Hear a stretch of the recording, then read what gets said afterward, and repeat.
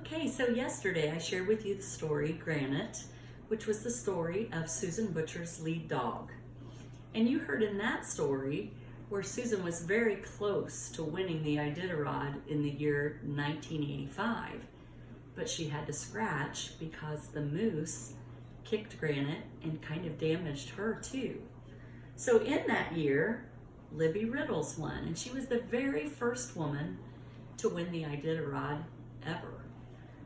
So this is the true story of Libby's not lead dog, but her lead cat, Danger, the dog yard cat. And it was written by Shelley Gill, an author who I had the pleasure of meeting a couple times when I was in Alaska. And you have the pleasure of having an autograph by her, because you can see that she signed it to Mrs. Drudy's cool cats, Shelley Gill. It was illustrated by Shannon Cartwright, who also illustrates a lot of Shelley's books. Oh, I can see in the setting a lot of this must take place at a dog kennel. There once was a cat of questionable background who had done hard time in the Nome Dog Pound. Well, even if you didn't know what a pound was, you could certainly figure out. It's kind of like doggy and cat jail. Danger was a cool cat. Some say a fool cat. A mean, lean, break all the rules cat. The woman who saved him was a sled dog racer. She introduced 57 huskies to the cool mouse chaser. But even our hero was taken aback to see his new partners chewing the fat. Now that's an idiom, because I don't see any fat, do you? Do you know what it means to be chewing the fat? It means to be talking with someone else. So do you think they're shocked by the dogs talking with each other and even to a cat? So here is this story, and here is the tale, how Danger the cat had to pay for his bail. Now you know that bail is money that you have to pay to get out of jail. Up this far north where life is tough, it's hard to find a cat who's got the right stuff. You can freeze off your whiskers when the north wind blows. Walk around barefoot, you'll freeze all your toes. Hitching rides in a dog sled can leave you exposed. Peek out of the sled bag, you frostbite your nose. It's no piece of cheese, the life that I lead. All these darn dogs always chase after me. Folks might say I'm lying, but this ain't no rumor. An Alaskan Husky's got no sense of humor. That means they don't think anything's fun. They don't think anything's funny at all. The pups are the worst when they get to run free. They get lots of kicks out of bothering me. First Fidget, then Meatloaf will join in the fun.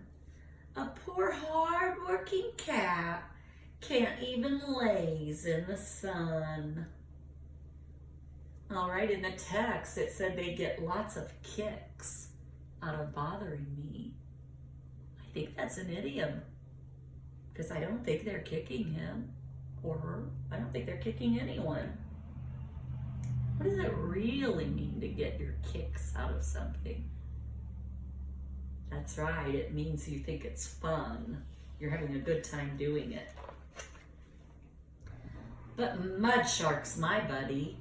He's cross-eyed and lean. 45 pounds of sled pulling machine.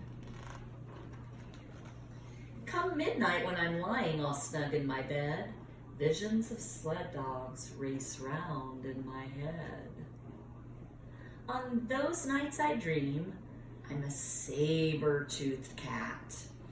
Back in the days when they had things like that.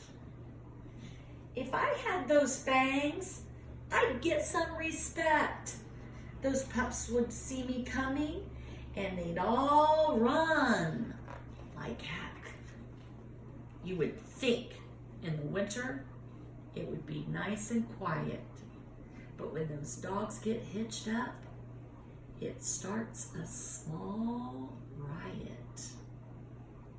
Now think, you've heard what it sounds like when those dogs get hitched up for the trail. What do they mean when it starts a small riot? Yeah, it means they get really excited and it's really loud and rambunctious. I can't understand why they think it's such fun to get hooked up at 40 below for a run. In March, the team's excited, all tense about the race, bragging that they'll all run until they're in first place. But here comes the boss with a worried face. Seems she's minus a good leader and can't run the big race. Uh-oh, can you make a prediction? What do you think Libby, the big boss, might do if she can't run the big race? She doesn't have a good leader. The team is howling, shivering, and crying. Their big day is over without even trying. Look, there's her bib. Looks like she drew bib number 46. Then my buddy Mudshark barks out a plan. Next thing I know, I'm part of their clan. They're lined up behind me. Hey, how about that? For the first time in history, the lead dog's a cat. Do you think that could really happen? I don't know. And I saw a picture just like that of a real excited sled dog in this year's race. I put that in yesterday's agenda. Did you see that? Now we're off the starting line. There goes the gun. They're all running to catch me. But here comes the fun. Oh, you can see the sign. No, 1,049 miles. Next right. No matter how fast these furry pups go, I'm in lead cat position. They're just dust in the snow. It's just like at home when they track me and chase me. But on this run to Nome, they'll never outrace me. On through the mountains, over the sea, they'll strain and they'll struggle, but they can't catch me. We're at the finish line, first team in. At the cameras, I flash my best tough guy cat grin.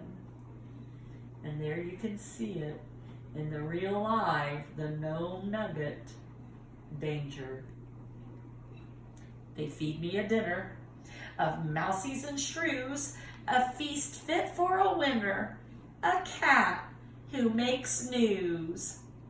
And there you can see the wreath of yellow roses, but it's not a lead dog wearing it, it's Danger, the lead cat.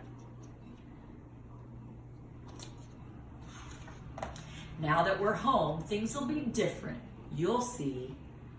The sled dogs of Nome will all bow down to me. They'll say, there goes that cool cat. That break all the rules cat. That dangerous lead cat. Yeah, there goes Danger. Look, he's even winking. Excuse me.